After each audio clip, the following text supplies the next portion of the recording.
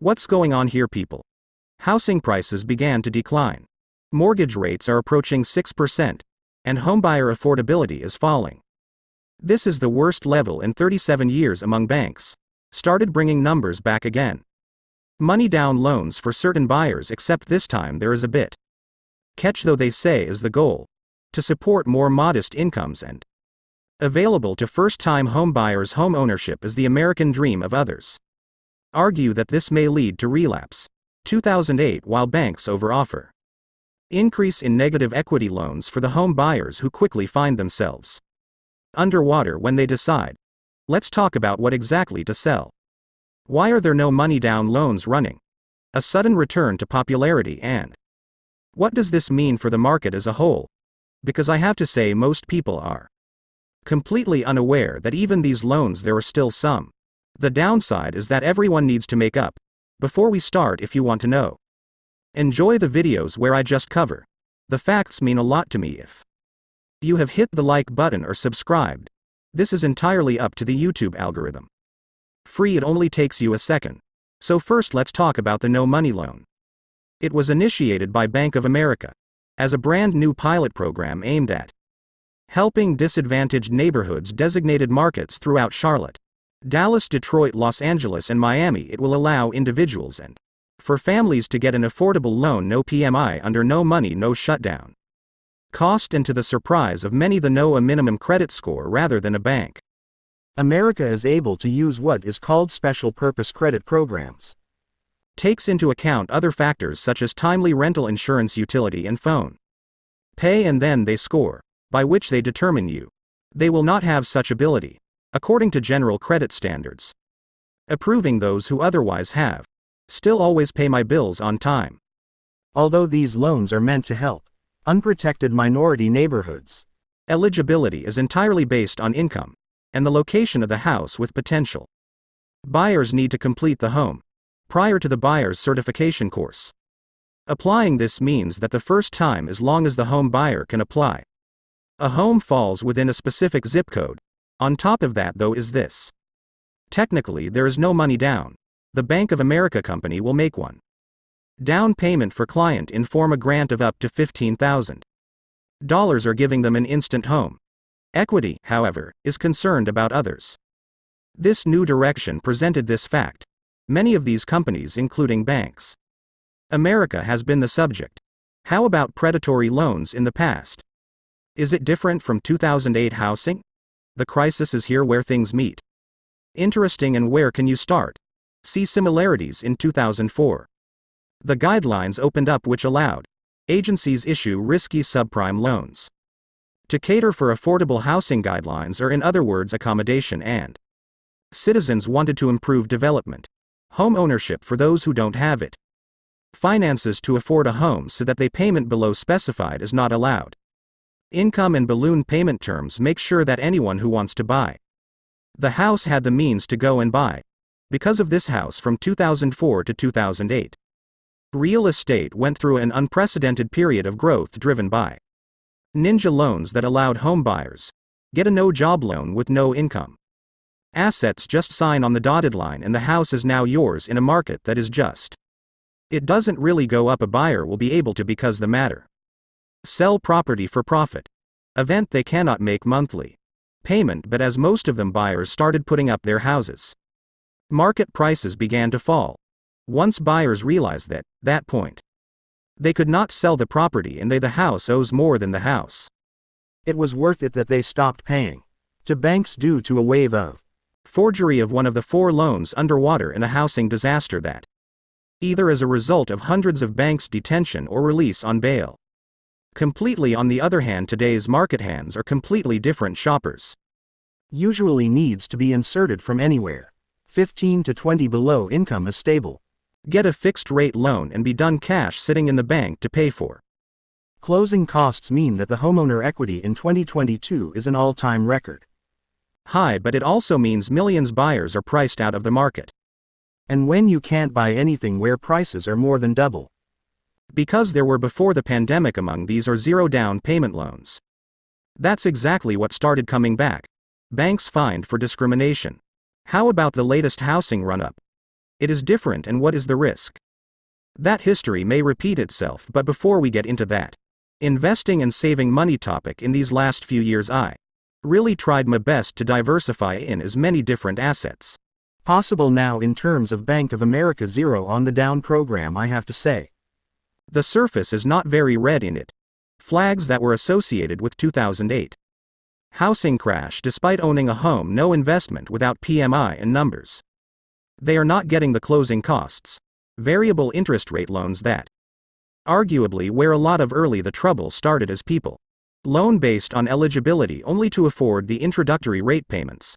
This sets them up for failure when they rates inevitably rise, but this time these buyers are being funneled around in fixed rate payments so that their monthly payments are always ongoing. Be in the exact second. Currently a pilot program within some cities and approved zip codes. Although anyone who meets is eligible to apply, eligibility requirements are not worth enough to make any sense impact on the real estate market, and largely now third when people listen. No minimum credit score required. Buying a house is worth it. It would raise some suspicion after all. This was a common offering among many of the 2000s loans that eventually went away in hindsight, but I actually agree with a special purpose credit program, which allows buyers to use other metrics, after all, to determine eligibility. Shown by phone and added, creditors can get utility payments. Similar risk model and fixed rate credit card and loan calculations. Adding payments makes sense. Alternative data for borrowers to get loans who would not otherwise have been eligible. And the fourth is no income, unlike 2000. A job is not an asset. Loan Bank of America looking at income, employment, and current assets to determine eligibility, but like I mentioned earlier, that not everything is like that. As good as it sounds, there are others. You have to be aware of the negative aspects. At first I think it's easy, the narrative that banks are dying. In order to lend money to people, they are reducing issuance requirements.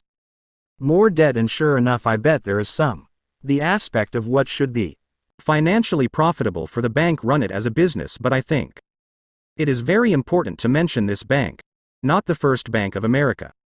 For example, not giving any money as an inheritance. Home loans are offered to eligible candidates. 6 U.S. cities have to pay 1%. Free appraisal down with free home warranty program, home buying counseling, and financing with closings. Also state employee credit union expenses. Offered it in North Carolina with you 100% financing, no down.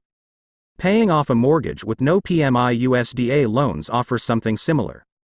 Buyers who want 0% down, FHA loans required 3.5%.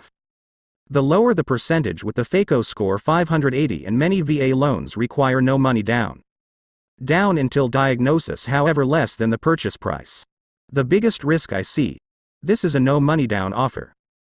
During the same period of time, the loan prices are going to expose one near a record high. A buyer takes a lot of risk in the event the market goes down. They lose their jobs or they see and keep income declines. Just consider this to sell your home. Let's say you buy a house for $400. With a 15% reduction, $1,000 Bank of America grant, and a debt of $385,000 if the market holds exactly the same, and you want to sell yours home for $400 a year later. $1,000, 6% commission, and the closing costs will leave you $376,000 left over, means you will have $9,000 for your exit out of pocket. If the house is worth it, take the loan now and go. Dropped by 5, you will be left with $357,000. Costs after closing mean you will $28,000 out of which has to come up pocket only to sell your home. Paying property tax on mortgage, interest, insurance, and maintenance each the month obviously offers one. There is considerable risk that most likely there is no money down. Person will be able to come with all money required to pay out of pocket. Sell if the market falls or something happens, and unless the prices just keep going up, they are going to happen. Are you caught up in these payments or not? Now they are unable to pay. My thoughts on this are the same. A homeowner and a real estate investor, I hate to say it, but nonetheless, but can help a lot of people. At the end of the day, are in the bank's money-making business, and when loan usually fall back to a third party for a profit is most likely an additional cost. Your loan is being transferred somewhere after following a guideline for all banks. Issue loans that are tailored to a particular risk. Otherwise, profile on a specific return, they will be sitting on high-risk loans.